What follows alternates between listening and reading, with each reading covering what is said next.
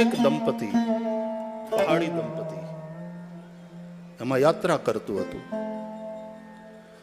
હજી ગામ પછીનું સ્ટેશન દૂર હતું, 2-3 કિલોમીટરની વાર હતી. પણ પેલાનું ખેતર અને એનું ઘર બરાબર રસ્તાને લાગીને આવ્યું.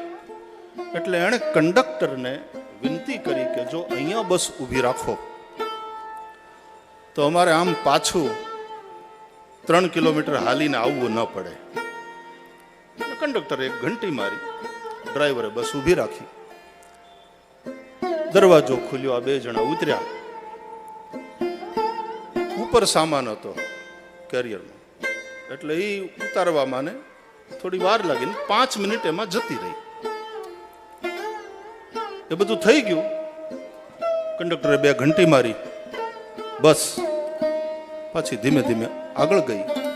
હજી આ બંને જણા પોતાના પોટલા પોતાના માથા ઉપર મૂકી અને નીચે ઉતરે પોતાના ઘર તરફ, એ પહેલા બસ તરફ દ્રષ્ટિ કરી તો થોડાક પલંગ દૂર ગયા પછી ઉપરથી લેન્ડસ્લાઇડ ચાલુ થઈ. એટલે એક મોટો પથ્થર ગડગડતો આવ્યો અને બસ સાથે ટકરાયો અને બસને લઈ અને ખીણમાં.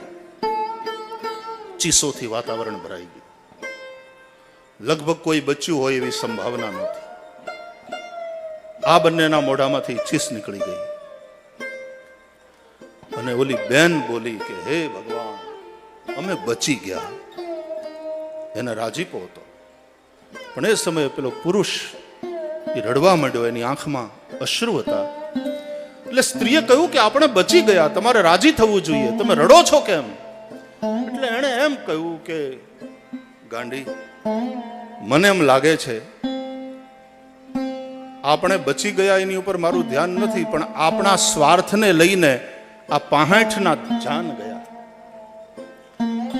કે 3 કિલોમીટર પાછું ના આવવું પડે અમારે હાલીને, એટલા માટે અહીંયા બસ આપણે ઊભી રખાવી અને એમાં 5 મિનિટ જતી રહી. એને બદલે જો બસ આમ જતી રહી હોત 5 મિનિટમાં તો ક્યાં ની ક્યાં નીકળી ગયો હોત અને તો કદાચ આ અકસ્માત ન થાત. ખાલી આપણે આ રામ કથા સાંભળીને આટલું જ વિચારવાનું છે કે આપણો નાનકડો સ્વાર્થ ક્યારેક સમાજ અને રાષ્ટ્રનું નુકસાન તો નથી કરી રહ્યો. એ સ્વાર્થનો રંગ ગમે તે હોય, એ વૈયક્તિક હોય, એ પારિવારિક હોય, એ રાજનીતિક હોય, કોઈ પણ હોય, પણ આપણો નાનકડો સ્વાર્થ ક્યારેક બહુ મોટું નુકસાન તો નથી કરી રહ્યો.